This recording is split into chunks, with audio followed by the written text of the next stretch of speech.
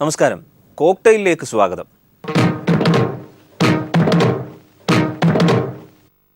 ഋഷിരാജ Singham excise commission കുറച്ചായല്ലോ. അന്നേ വിചാരിച്ചതാണ് ഇവിടെ എന്തെങ്കിലുമൊക്കെ നടക്കുമെന്ന്. ഒരു ഫ്ലാഷ് ബാക്ക്. 8 വർഷം മുമ്പ് 2008 ഞാൻ ഒരു 6 മാസമായിട്ട് ഈ വാട്ടുചാരായമിൻ്റെ ശല്യം കൂടുതലായിരുന്നു. അതിനുവേണ്ടി ഒരു സ്പെഷ്യൽ ഓഫീസറായിട്ട് എന്നെ സർക്കാർ എന്നെ നിയമിച്ചിട്ടുണ്ടായിരുന്നു. അതിനെ സംബന്ധിച്ചുള്ള ചില അനുഭവങ്ങളും ചില അറിവുകൾ എനിക്ക് അന്ന് ഉണ്ടായിരുന്നു. ആത്മപ്രശംസ എനിക്കിഷ്ടമല്ല, എങ്കിലും ചില സത്യങ്ങൾ പറയാതിരിക്കുന്നത് ശരിയല്ലല്ലോ. നമുക്ക് കിട്ടുന്ന ഇൻഫോർമേഷനുകൾ സ്പിരിറ്റ് കൂടുതൽ നമ്മുടെ നാട്ടിലേക്ക് കടത്തി വന്നു. അരക്കിൻ്റെ ഈ ആദിവാസി മേഖലകളിലും പിന്നെ മലയോര പ്രദേശങ്ങളിലും വാട്ടുണ്ടാകുന്നതിന് അതിനെ സംബന്ധിച്ച് ഒരുപാട് ഇൻഫോർമേഷനുണ്ട്. എല്ലാ ജില്ലകളിൽ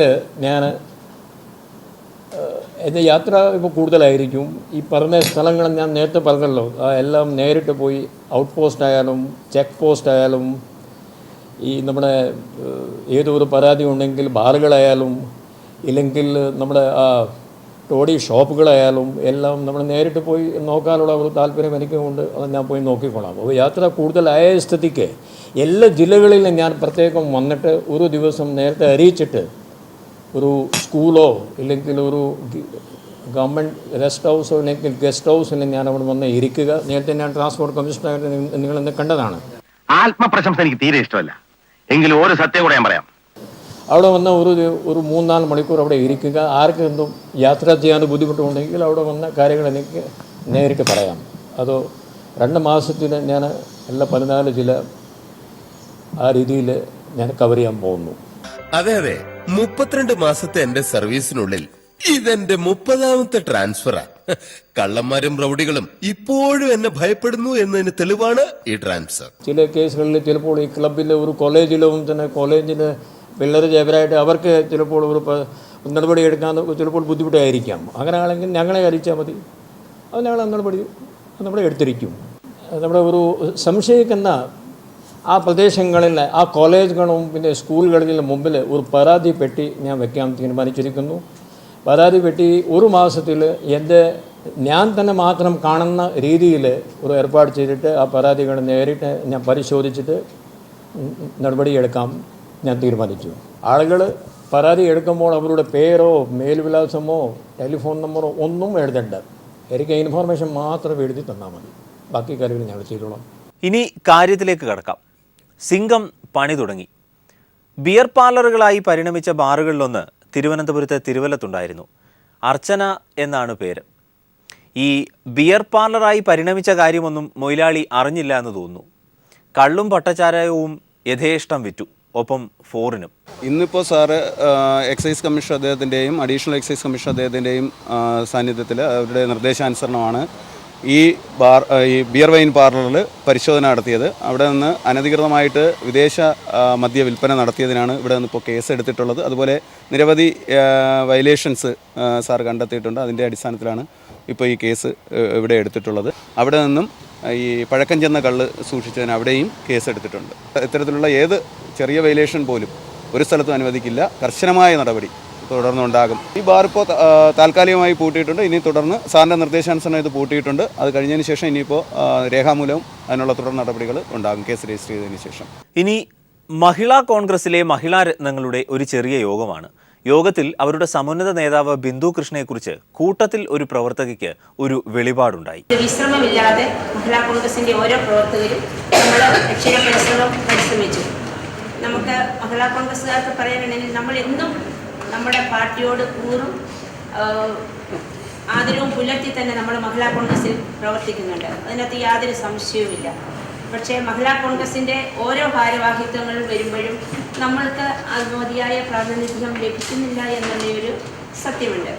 ഏറ്റവും കൂടുതൽ ഇന്ന് കേരളത്തിലും ഇന്ത്യയിൽ ചാനൽ ചർച്ചകളിൽ TV ഓൺ ചെയ്താൽ ഏറ്റവും കൂടുതൽ ചാനൽ ചർച്ചയിൽ പ്രാഗൽഭ്യം നേടി ഓരോ ക്വസ്റ്റ്യൻ ബൈ ആൻസറിന് പെട്ടെന്ന് ആൻസർ ചെയ്യുന്ന ബഹുമാന്യനായ ബിന്ദു കൃഷ്ണ, നമുക്കറിയാം മഹിളാ കോൺഗ്രസിൻ്റെ നമ്മുടെ പ്രസിഡന്റ് ഏറ്റവും പ്രഗത്ഭവതിയാണ്. നമ്മളുടെ ഇന്ന് നമുക്ക് ഷാനിമോൾ ഉസ്മാനെ പോലെ തന്നെ മഹിളാ കോൺഗ്രസിനെ ഏറ്റവും നല്ല രീതിയിൽ മഹിളാ കോൺഗ്രസിൻ്റെ പ്രവർത്തനം കാഴ്ചവെച്ച നമുക്ക് ബിന്ദു കൃഷ്ണയാണ്.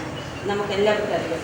മഹിളാ കോൺഗ്രസിൻ്റെ ഒരാൾ പോലും നമ്മൾക്ക് ഈ കഴിഞ്ഞ അസംബ്ലിയിലേക്ക് നമുക്ക് വരാൻ സാധിച്ചില്ല എന്നുള്ള ഒരു ഭയങ്കര വിഷമമായ ഒരു കാര്യമുണ്ട്. എങ്കിലും നമ്മുടെ പാർട്ടിയോടുള്ള ആ ബഹുമാനവും സ്നേഹവും മഹിളാ കോൺഗ്രസിനോടുള്ള നമ്മുടെ ഉത്തരവാദിത്വം കൊണ്ട് നമ്മൾ ഇന്ന് നമ്മുടെ പ്രസിഡന്റ് നമ്മളെ വിളിച്ചപ്പോൾ ഇന്ന് എത്ര കഷ്ടപ്പെട്ടാണെങ്കിലും എനിക്കറിയാം നമ്മളെല്ലാം ഇത്രയും വലിയ മഴ കാലാവസ്ഥ നമുക്ക് പ്രതികൂലമായിരുന്നു, ഇന്ന് കുറച്ച് അനുകൂലമായിരുന്നു. പിന്നെ മുസ്ലിം സമുദായത്തിൽപ്പെട്ടവർക്ക് നോയിമ്പാണ്. എല്ലാ ഇതും അതിഗമിച്ച് നമ്മൾ ഇന്നിവിടെ ഈ യോഗത്തിലെത്തിയ നമ്മുടെ പ്രസിഡന്റ് നമ്മളെ വിളിച്ചത് കൊണ്ട് മാത്രമാണ് നമ്മൾ വന്നിരിക്കുന്നത്. കേട്ടല്ലോ. പക്ഷേ ബിന്ദു ചേച്ചിക്ക് പരാതി മാറിയിട്ടില്ല. വനിതകൾ തോൽക്കുന്ന സീറ്റ്, ഈ വക പദങ്ങളൊക്കെ എന്നേ മറന്നു കളയണമെന്ന് പാർട്ടിയിലെ പുരുഷ കേസരികൾ തന്നെ പറഞ്ഞു പഠിപ്പിച്ചിട്ടുണ്ട്. പക്ഷേ എന്തു ചെയ്യാം, യോഗങ്ങളിൽ ഇതൊക്കെ തികട്ടി വരും. തെരഞ്ഞെടുപ്പ് കാലത്ത് ഏറ്റവും പ്രധാനമായി LDF കേരളത്തിൻ്റെ പൊതുസമൂഹത്തോട് പറഞ്ഞ വിഷയം, ഞാനും നിങ്ങളുമെല്ലാം ഓരോ കുടുംബത്തെ നയിക്കുന്നവരാണ്. വീട്ടമ്മമാരെന്ന നിലയിൽ നമ്മളെയൊക്കെ ഏറ്റവും ആദ്യം ബാധിക്കുന്നതും വിലക്കയറ്റമാണ്. വിലക്കയറ്റം പിടിച്ചു നിർത്തുമെന്ന് പറഞ്ഞ് അധികാരത്തിൽ വന്ന ശ്രീ പിണറായി വിജയൻ്റെ നേതൃത്വത്തിലുള്ള ഗവൺമെൻറ് പിടിച്ചു നിർത്തിയില്ല എന്ന് മാത്രമല്ല, തക്കാളി ഒരിടത്ത് വെക്കാൻ പറ്റില്ല, സ്വർണത്തേക്കാൾ വിലയെന്ന ആളുകൾ പറയുന്നത്. നമ്മൾ മാർക്കറ്റിൽ പോകുമ്പോൾ കടക്കാർ പറയും നമുക്ക് വാങ്ങാൻ കഴിയുന്നു. സംസ്ഥാനത്ത് എല്ലാം ശരിയാക്കാം എന്ന് പറഞ്ഞ് വന്നവർ ഇന്ന് ഓരോരുത്തരെ ശരിയാക്കുക. എവിടെയൊക്കെ ആരെയൊക്കെ ശരിയാക്കുന്നു എന്ന് എണ്ണമെടുത്താൽ ഒരുപാട് പേരെ ശരിയാക്കിക്കൊണ്ടിരിക്കുക. കഴിഞ്ഞ തെരഞ്ഞെടുപ്പ് കാലത്ത് ഏറ്റവും നന്നായി പ്രവർത്തിച്ച്, പ്രത്യേകിച്ചും കീഴ്ഘടകങ്ങളിൽ ബൂത്ത് തലങ്ങളിൽ സ്ക്വാഡ് പ്രവർത്തനത്തിനായാലും സാമൂഹിക രാഷ്ട്രീയ ഇടപെടലുകളിലായാലും ഏറ്റവും നന്നായി പ്രവർത്തിച്ചു നിൽക്കുന്നതാണ് നമ്മുടെ സംഘടന. പക്ഷേ അർഹമായ പ്രാതിനിധ്യം തെരഞ്ഞെടുപ്പിൽ കിട്ടിയില്ല എന്ന ഒരു പൊതു ആക്ഷേപം നമുക്ക് എല്ലാവർക്കും ഉണ്ട്. വ്യക്തിപരമായി എന്നെ സംബന്ധിച്ചാണെങ്കിൽ പോലും ഞാൻ ഒരിക്കലും ഈ തെരഞ്ഞെടുപ്പ് മത്സരിക്കാൻ, ഞാൻ മുമ്പ് നമ്മുടെ കമ്മിറ്റിയിലും പറഞ്ഞത് മത്സരിക്കാൻ താല്പര്യമില്ല എന്ന്. കാരണം എനിക്കറിയാം എനിക്ക് സീറ്റ് തരികയാണെങ്കിൽ ഏതായിരിക്കും കിട്ടാൻ പോകുന്നത്.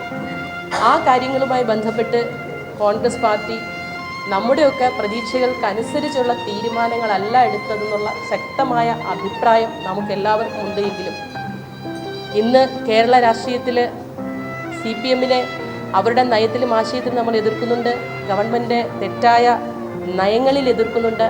പക്ഷേ 2 വനിതകളെ സംസ്ഥാനത്ത് മന്ത്രിമാരാക്കിയതിനെ അങ്ങേയറ്റം അഭിനന്ദിക്കുകയാണ് മഹിളാ കോൺഗ്രസ്. നമുക്ക് ആർക്കും അഭിപ്രായ വ്യത്യാസമില്ല. അതുപോലെ തന്നെ 17 വനിതകൾക്ക് ആ മുന്നണി സീറ്റ് കൊടുത്തു. അത്തരം കാര്യങ്ങളിലെല്ലാം രാഷ്ട്രീയത്തിന് അതീതമായി അവരെ നമ്മൾ അഭിനന്ദിക്കുന്നു. പക്ഷേ കോൺഗ്രസ് പാർലമെൻ്ററി പാർട്ടി എന്ന് പറയുന്നത് വനിതാമുക്ത പാർലമെൻ്ററി പാർട്ടി ആയതിനുള്ള വിഷമവും പ്രതിഷേധവും നമുക്കുണ്ട്. അത് KPCC എക്സിക്യൂട്ടീവ് വളരെ കൃത്യമായി പറയുകയുണ്ടായി. പാർലമെൻറ്റിലും അതുതന്നെയാണ്. ലോക്സഭയിൽ നമുക്ക് വനിതാ MP ഇല്ല.